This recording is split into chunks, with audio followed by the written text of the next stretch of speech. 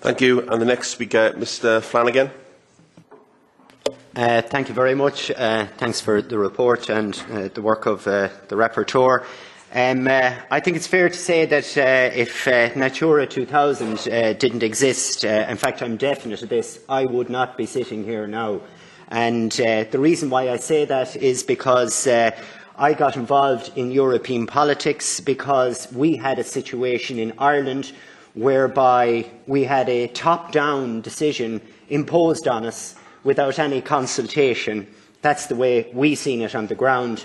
And the first time many of my neighbours heard of Natura 2000 was when the police were threatening to arrest them for taking fuel from their bogs. Now, some people mightn't think that's the best way to get fuel for your house, but we had done it for hundreds of years. You can argue whether it's a good thing or a bad thing, but we were doing it. And that's the way we heated our house. And I would now be speaking with an English or a London accent if it wasn't for that method of producing fuel, because my father, in some people's eyes, would be the ultimate sinner.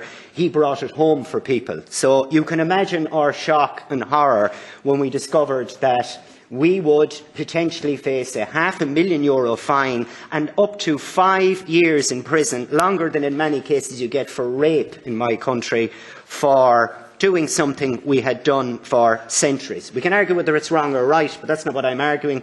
I'm having a discussion here or trying to tease out how this would work better. And I tell you for definite, it would have worked better if people had been consulted with in advance, and they were not consulted.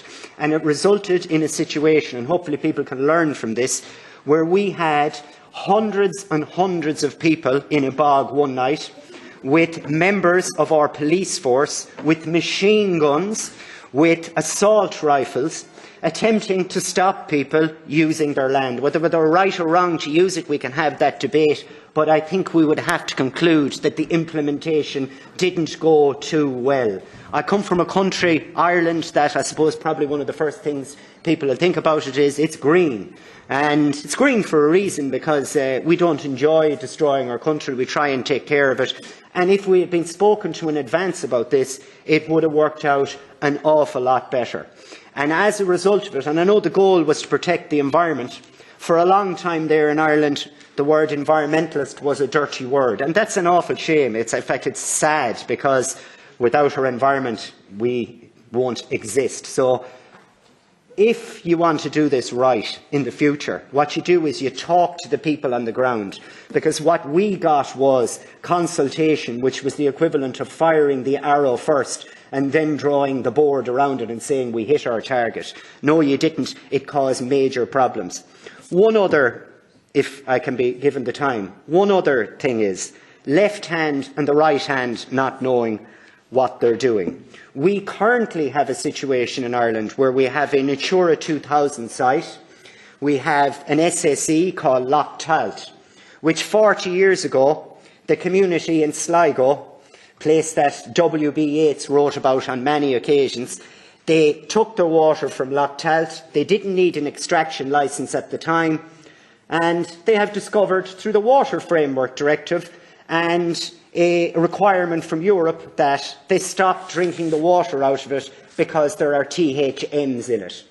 But unfortunately, under one directive, they're told they can't drink it unless they treat it, but under the Natura 2000 and Birds and Habitats Directive, they are also told they can't build a water treatment plant there. So we have a situation now where the public in that area have a choice between poisoning themselves or sticking to European law, and one European law is contradicting the other. Worse still, they do not want to be there on a permanent basis. They are willing to move to another lake, and this is only a temporary issue, and there is massive potential that there will be no problems. But we have a situation now in Ireland where we have an SAC that is preventing people treating the water, and we have the EU threatening to fine us unless we treat the water. Now, I want the water to be treated.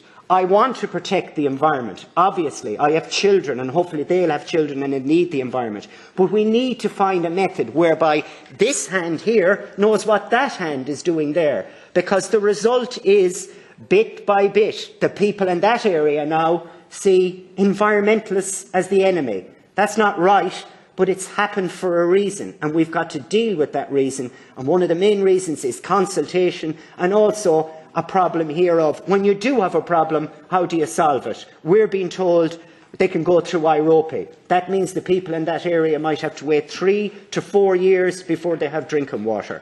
As I've said, we want a clean environment, but we need a system whereby when we have conflicts and contradictions, they can be solved. And then you will get support. And if you have the backing of people for something, it's going to happen 100 times better than if you have to, excuse my language, bait it into them. Because you might think you get them to do it, but it never really happens. So the solution here, and for good value for money, talk to the people first. Don't pretend you're going to do it. Thank you.